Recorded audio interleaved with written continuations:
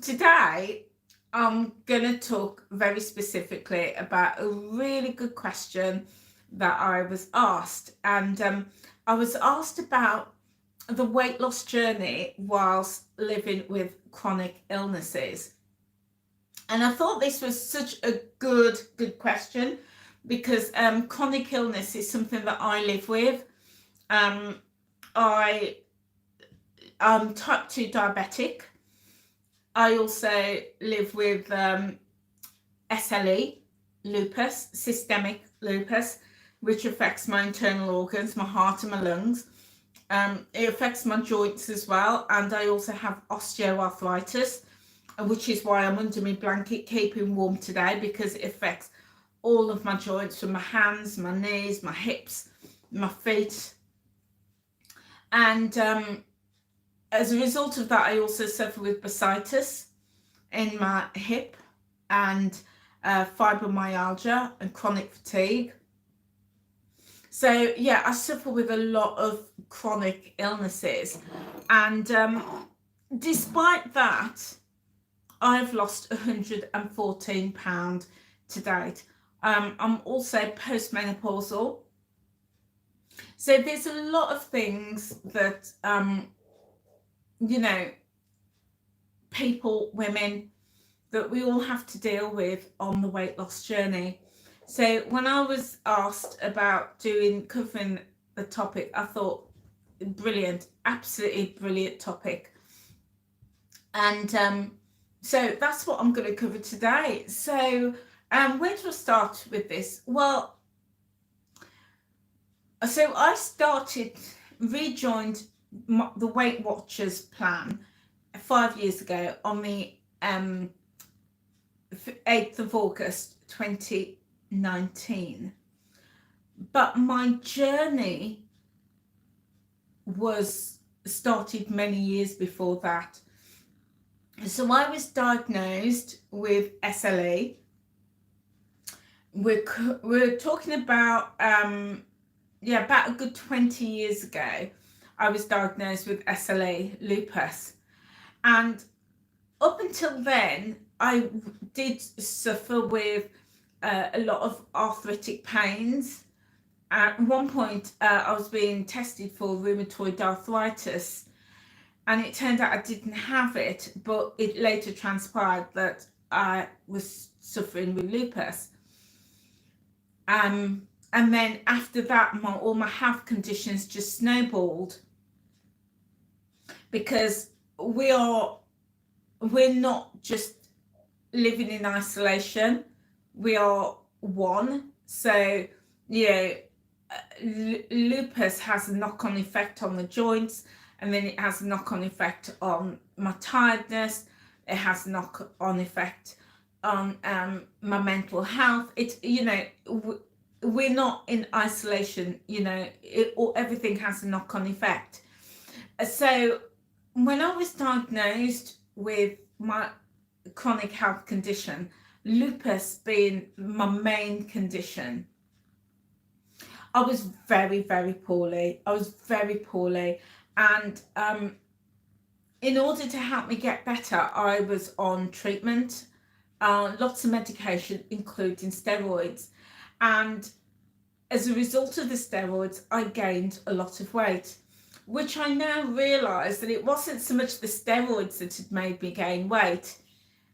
It was the steroids increased my appetite, and I didn't have the control or the understanding or the knowledge about how to manage that, which is really interesting, because I was always told you'll gain weight with steroids. Well, you gain weight because my increased appetite, I had an increased appetite, and I had to learn how to manage the increased appetite with healthy foods and still to manage my portions, but that's a topic for another time. So so my journey around managing my health started way before joining the Weight Watchers plan, which I think is really important, because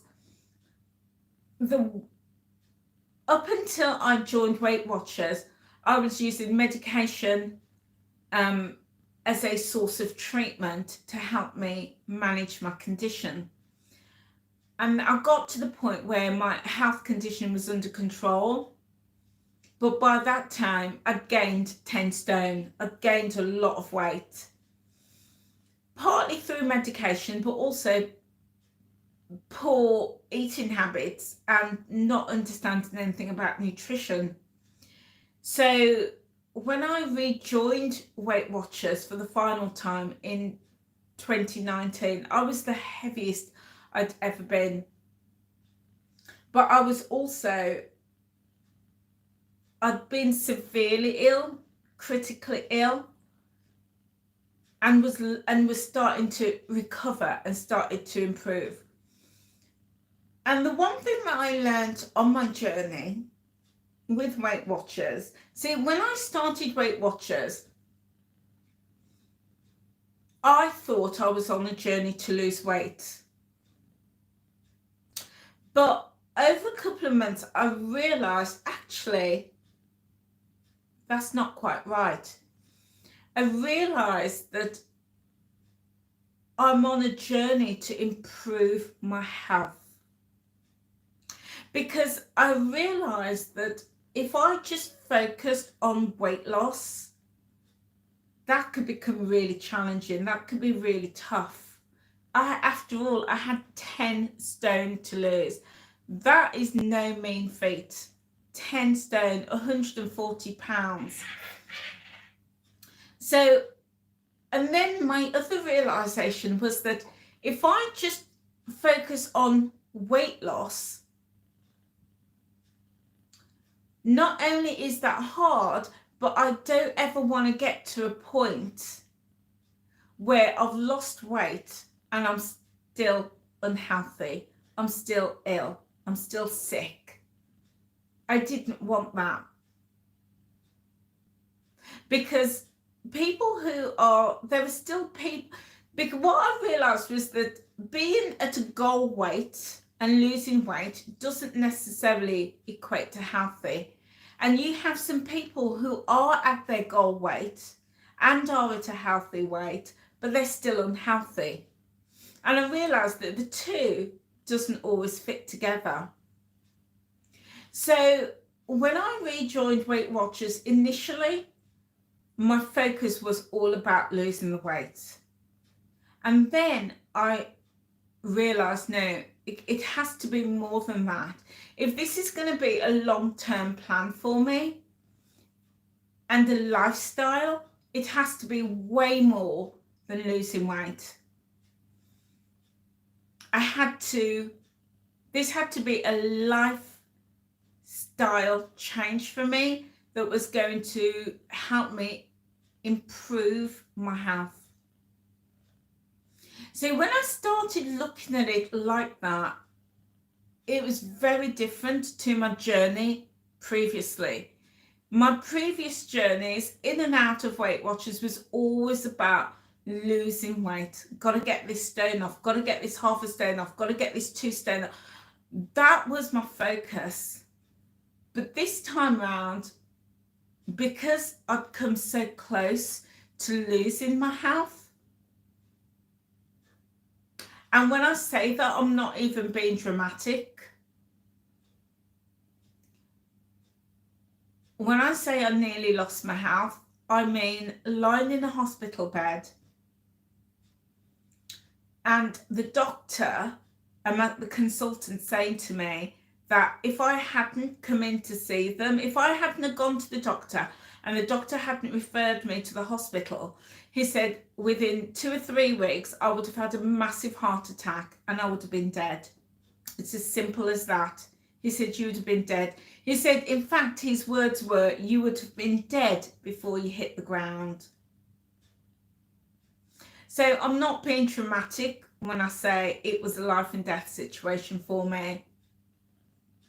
So thinking about that and knowing how I have really suffered, and again I say suffer not to be dramatic, If you live with chronic health conditions, you'll understand what I mean. There's been days that I've not even been able to get out of bed. Never mind, get downstairs. I remember the days I used to, when I was recovering, I used to get out of bed and into the shower, and I couldn't get out of the shower, and my partner had to come and literally help me out of the shower, get me dressed and get me back into bed. I was that poorly. And then I couldn't get downstairs, and if I did, I couldn't get back up the stairs. I just didn't have the energy to do it. And then I couldn't even, as I started to improve, I couldn't even go for a walk. I live in a grove, and I couldn't even walk to the end of the grove, never mind go for a walk around the block. And that was around the fatigue, the tiredness, the pain, just the being mentally and physically exhausted. Living with chronic illness is hard. It is hard. It is tough.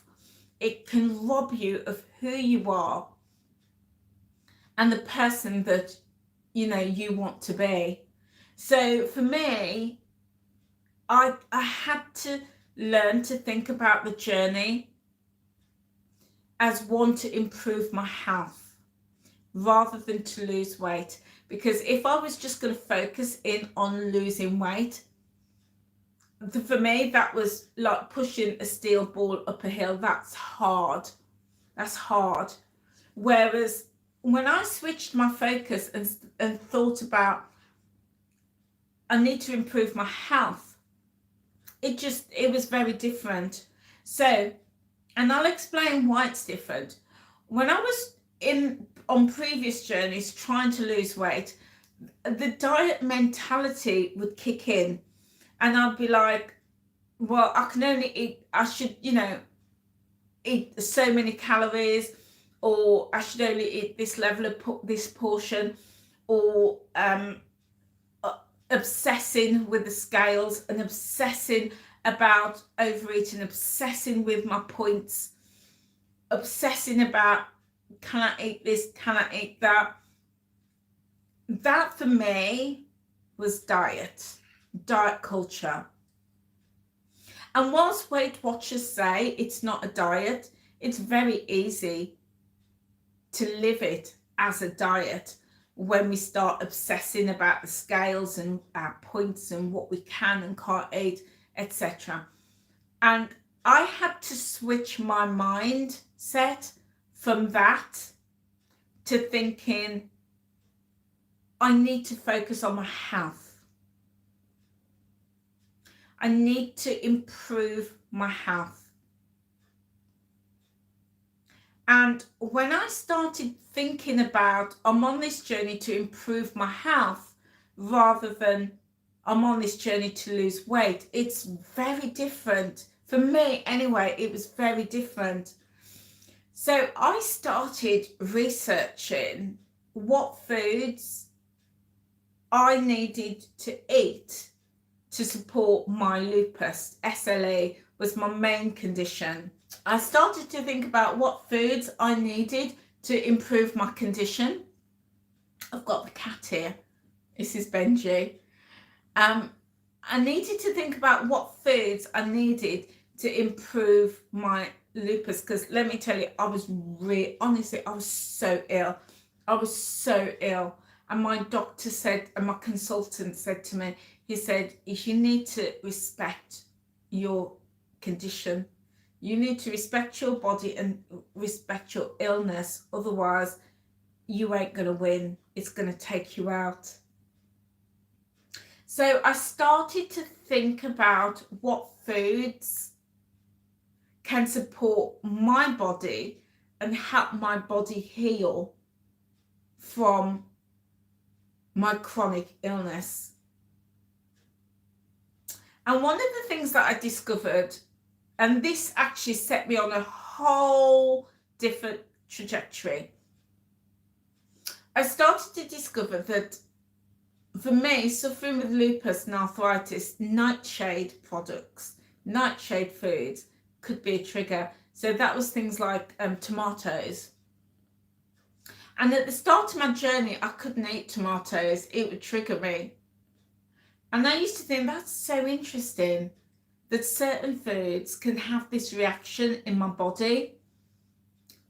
So for a long time, I avoided them. I'm okay with them now because everything is settled. But then I started to think about, okay, well, what foods do I need to eat to improve my health? And at this point, the concept of I need to lose weight, I want to lose a weight, I want to lose a pound this week, whatever, I want to get gone completely out the window. It was still at the back of my mind, but what was important was, what do I need to eat and what do I need to do to improve my health? What do I need to eat to be able to get out of bed, to be able to stand up and just live an existence outside of my bedroom? And my partner at the time was doing this research with me as well. And we started juicing vegetables, pomegranates, kale and ginger and lemons and limes and all of that good stuff. Started juicing them. And as I was drinking these juices, started to feel better. And I'm not endorsing that for anybody, but I started to feel better. I started to feel more energy and more energized. And then realized actually there were foods that actually can improve my health. And this started me off on this whole journey, started researching, because what I realized, and I often say this, not all food is equal. Not all food is equal. And in fact, there's a lot of things that are being called food that is actually poison, and it's poisoning our bodies and it's making us sick. And these things should not ever be allowed anywhere near us. So, and everybody makes a personal choice. And this is what I discovered for me. So I started on this journey of researching my health condition and the type of foods that are going to support me and my body. Started to realize that I needed protein, I needed carbohydrates, but not simple carbohydrates. My body did not need simple carbohydrates. Simple carbohydrates are the things like the crisps, the biscuits, the chocolates, the sweets, the things that taste good, but my body doesn't need it. What my body needed was complex carbs, the carbohydrates from fruits and vegetables and whole grain. So I started to learn about these foods and started to make changes slowly and gradually, started to make change. And as I started to make changes and started to cut out, and I say cut out, I haven't cut everything out completely. That would be a lie if I said that. I still have, crisps and chocolates and sweets and toffees, but nowhere near as much as I used to have. And when I started to reduce those things, and I call them crap, and when I call them crap, I'm not being facetious. CRAP is actually an acronym. C stands for carbonated drinks. The R stands for refined sugars that you get in the cakes and the biscuits and the sweets. The A stands for all the additives that we have in foods. And that, honestly, that's another topic, and I'm going to do some videos about incredible, even like in grated cheese. You buy grated cheese. Do you know what they add in grated cheese to stop it from clumping? If you knew this, you would never buy grated cheese again. Never. So that's additives. And then the P is like the processed foods, the ultra processed foods. So that's what CRAP stands for. I'm not being cheeky, I'm not being facetious, it is an acronym. So I started reducing the crap. And when I started to do that and fill my day with good quality foods, and good quality doesn't have to be expensive, but good quality foods, good quality nutrition, the protein, the fiber, the quality fats, I started to see an improvement. I started to see an improvement in my health, in my energy levels. The tiredness started to go. I had more energy. I was more vibrant. I started to get back to my old me. And what I'd realised was when I was eating the crap, all this ultra processed food, that was actually not just suppressing me, but as a person, but suppressing my immune system, suppressing my body, and it was making me and keeping me sick. So, you know, I started on this journey of learning about the foods that were going to support me and my body, and I started incorporating them, started reducing all the ready meals, all the takeaways. I can't remember the last time I had a takeaway. I might occasionally have some fish and chips, but I can't remember the last time I'd done that. But stopped doing that. Well, I used to live on takeaways, you know, sometimes 2-3 times a week I used to have takeaways, order it, and I stopped doing that. I started meal prepping and then batch cooking when I could.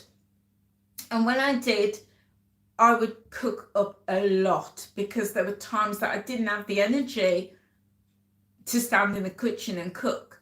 So when I did have the energy, I would just cook loads of meals and loads of simple things like soups, and cook up baked potatoes and freeze them, things like that, things that would really help me. And when I started filling my body with good nutrition, quality nutrition, a couple of things happened. One, I noticed I had the energy. My energy started to come back, and therefore my symptoms of chronic fatigue started to reduce. Then I'd noticed that because I had more energy, I could do a little bit of exercise, even if it was just started doing Leslie Sanson and Rick Buller, started doing those at home when I could. I started moving, my fibromyalgia started to ease. Now, I'm not saying that those conditions have gone away, but it started to ease. And then I would start getting rid of the ultra-processed foods. Because I was eating better quality and moving more, my diabetes started to get better controlled. And then my lupus started to get managed. And as a result of my health improving, because I was eating well, weight loss happened. Weight loss happened. So the question that I was asked yesterday was, how do you lose weight on the weight loss journey when you live with chronic illnesses? And that's how I did it. That's how I have lost 114 pounds to date whilst living with chronic illnesses and chronic disease. Lupus SLE that affects my heart, my lungs and all my joints, type 2 diabetes, chronic fatigue, fibromyalgia, bursitis. Those are my main ones. I do have a few other conditions, but those are my main ones. So please don't ever think that because you have chronic illnesses you can't lose weight. You absolutely can. But for me, and for me alone, the focus was not focusing on, oh, Jackie, your mum had lupus. Oh, I'm so sorry to hear that. It can be a devastating illness. Devastating. It devastated my life. Absolutely devastated my life. And my life, before I was diagnosed to my life now, it's completely different. Completely different. I had a senior job. I was a HR director, very senior in my company. Couldn't do that job anymore. Just couldn't. It was just too much for me. Yeah, my entire life changed. I even bought a wheelchair. I have a wheelchair out in the shed because I was that poorly. That was my future. That was what I was looking at. It's devastating. So as I say, I'm not being dramatic when I say I was really, really ill. So for me, the focus was focusing on improving my health. And I had to go back to the foods that I was putting in my body, and I discovered that a lot of those foods, especially ultra processed, ultra refined foods, was not helping me. It was causing me more damage. It was suppressing my immune system, making me ill and keeping me ill. So I had to learn, and do you know what? It's a whole journey. And whilst I absolutely love the Weight Watchers plan, you know what I'm going to say, because I've said it many times.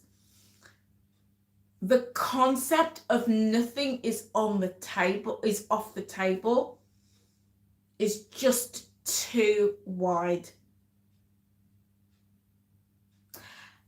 And I understand why they do that, because they don't want to be prescriptive, and it allows for different cultural foods and different circumstances and situations in life. I get that. But if there's one thing I would change if I was in charge of Weight Watchers, is to give a lot more structure to nutrition. Weight Watchers is based on behavioral science. They don't provide nutritional science, and I wish they did. And I think that if I had, and I can only speak for myself, if I had a lot more nutritional guidance, I would have learned more about nutrition and the foods that support me and my body a lot earlier. But hey, you know, that didn't happen. And Weight Watchers has taught me an awful lot about food, about my portion sizes. I had to go elsewhere to learn about the nutrition that I needed for my body. And when I started putting that nutrition in to my body, focusing on whole foods, focusing on the foods that were going to sustain good health. When I started to focus on the foods that were going to support good health, foods around, you know, getting the magnesium in, that was going to help me around menopause. Nobody ever told me that we need magnesium to support with menopause and the menopause symptoms. Didn't know that. Didn't know about the omegas, the omega-3, the fatty acids, to help with good joints, to ease the joint pains. When I was going to my doctor, he was just going, here we go, have some steroids, have some medication, have some metformin, have some, you know, azathioprine, you know, have pioglitazone, you know, have all of these medications. Nobody was saying, look at your diet, look at what you're eating, get rid of all the sugars, the refined sugars, get rid of all the processed foods, ditch all of that carbonated drinks. They're poison. Nobody was saying that. So when I went on this journey of discovery and I started learning about all of these foods that were making and keeping me sick, and started including foods, the whole foods, learning to cook from scratch again, because that was the other thing. I was so unwell, I didn't have the energy to cook. But when I could, and I started including all of these things, not only did my energy levels improve, not only did I start to get better, but I saw weight loss, because I was ditching the CRAP, ditching the crap. So the question was, weight loss whilst living with chronic illness. It's absolutely possible. But what I would say is, don't take that broad road that Weight Watchers encourages you to have whatever you want. As long as you stay within your points, have whatever you want. That's too broad if you're living with chronic illness. If you're living with chronic illness, do some research around your health condition and find out what are the foods that are going to support you. What are the foods that you need to get into your body? What are the macronutrients? What are the minerals? The tryptophan, the selenium, the phosphorus, the phosphates, the vitamin E, the vitamin B, all of those, the vitamin A, all of those things. What are those things that your body needs to get your health condition under control? And when you start to nourish your body and to feed your body with good quality food, getting rid of the crap that keeps our immune system suppressed and keep us low, because you're chucking out all of that crap, you'll notice a couple of things like I did. So I'm with my cat. This is Benji, and we're under the blanket today because yeah, I'm not feeling brilliant. Again, chronic illness. So when you start nourishing your body with a couple of things, with good quality food, a couple of things will happen. And this is me from my perspective. A couple of things will happen. One, oh, here he is, Benji. A couple of things will happen. One, you'll start to feel better because you're nourishing your body. Two, you'll start to have more energy because you're dumping all the rubbish. Yeah, all the foods that the companies, marketing companies are selling to us as nutritious. Ditch that. Yeah. Three, you'll start to feel better. You'll start to see your energy levels coming back. You'll feel more confident about yourself and your journey because you're nourishing. We are what we eat. Is the best way to say it. We are what we eat. And we really are what we eat. If you put crap in, you're going to feel like crap. If you put good quality food in, you're going to feel good. Okay? We are what we eat. And then, here's my little secret.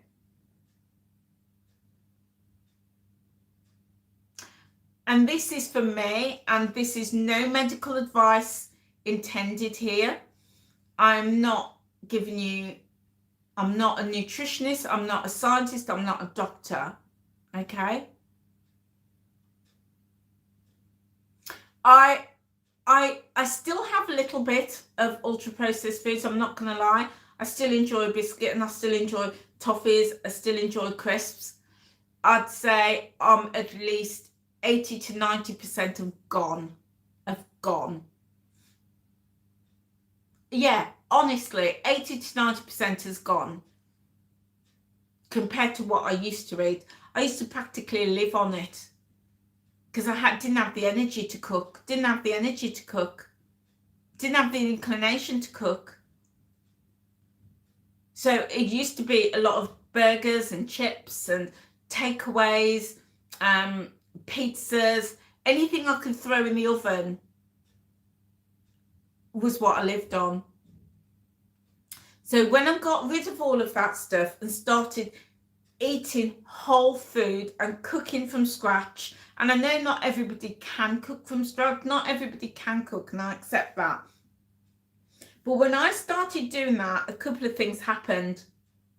Not only did I get my energy back, not only did my blood results start to improve, not only did I start to feel good and I gained my confidence back, not only did my skin start to glow, not only did I feel more energized and energetic, not only could I flip over in bed without having to hold on to the sides, not only did I start to lose weight,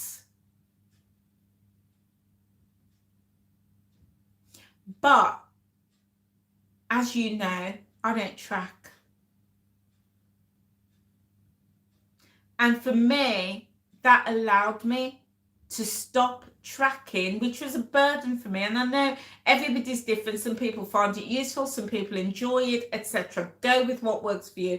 But for me, it allowed me to stop tracking because I didn't need to track the foods that I needed to limit. I didn't need to track the crap.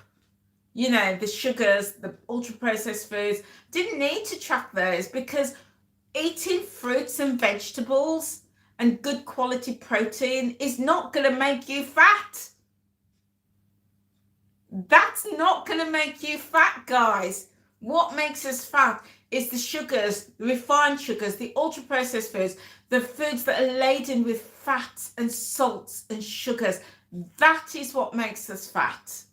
That is what makes us put on weight or find it hard to lose weight. When we're eating foods that grow naturally, when we eat good quality protein and it's cooked in a healthy way, that is not going to make you fat. I defy anybody to tell me anything different.